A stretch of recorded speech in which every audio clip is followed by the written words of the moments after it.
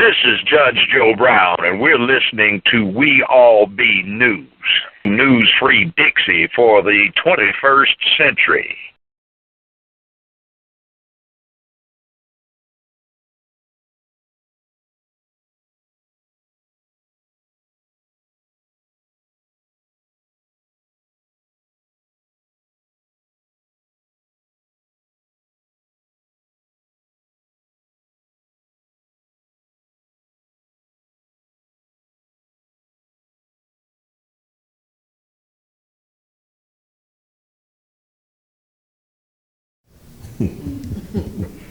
Maurice and I were raised 4 doors from each other at 3rd and Crump on Virginia Street. Okay? We sang together at Rose Hill Baptist Church in a little group when we were 8 and 9 years old. We both moved. We went to La Rose Elementary School. Then Maurice went to Porter Junior High, and I went straight over to Booker Washington. Maurice went to Porter for 1 year. He came over to Booker Washington. We graduated from Booker T. Washington High School together in 1961.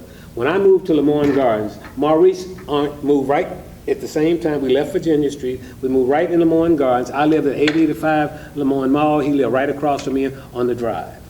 We went to graduate from Booker T. Washington. Isaac and I exploded as producers and songwriters in the 60s and early 70s. When Maurice had and Maurice and I remained close all of these years. When Maurice had the concept of Earth, Wind, and Fire, he was playing in chess in Chicago. That's him playing on We're Gonna Make It on Little Milton, Rescue Me on Fontella Bass. That's Maurice playing drums. He was a session player in Chicago, so he went up there with his family, and so people thought, and he started doing interviews, and he didn't want to say my family was split, and part of us were living in Memphis and part in Chicago, so he said Chicago. But when he got ready to do the name Earth, Wind, and Fire, he was playing drums on gigging with Ramsey Lewis, and he took the place of the drummer. He contacted me. He said he was playing his last gig with Ramsey at the Hong Kong bar in Century Plaza in Los Angeles. I flew to Los Angeles. I stayed at the Continental Hyde House. Went to Maurice's last gig. The next day, we were walking on Sunset. Maurice said, "Man, I got a concept for a band. What do you think about it? This as a name." And he said, Earth, Wind, and Fire. Now you gotta understand, this is before the band. Okay, and I'm a creative guy and a writer. Now, I take a little credit for being creative. But when he said that, I said, man, that doesn't sound like that mesh very with Earth, Wind. This is before the band. But he said, listen, this is the concept. The mystic, the Egyptian, he went through the whole dissertation. This is before any success, any notoriety with that at all, before he even got all the players together. He said, this is my concept. And he ran the whole concept down of what he was going to create with Earth, Wind, and Fire. With nothing, he had the vision, the understanding that he had a niche with that vein if he were to pursue it passionately. And he said, he ran it down. I said, man, you're going to make it work because you got a concept with it. But it sure sounds like it's going to be a challenge until you get people to buy into it. He said, I'm going to get them to buy into it because I'm going to sell the whole essence of what I'm talking about. And he understood conceptually all of that.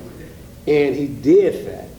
And the messaging in the music was straight out of the life experiences from Memphis, Tennessee, and his whole life experiences. We were doing something in the early 60s and 70s through our songs and our creative process, sending messages in an underground way to black people. If you listen to the songs that we had success, Isaac and I, there were subtle messages to our people as in a motivational way.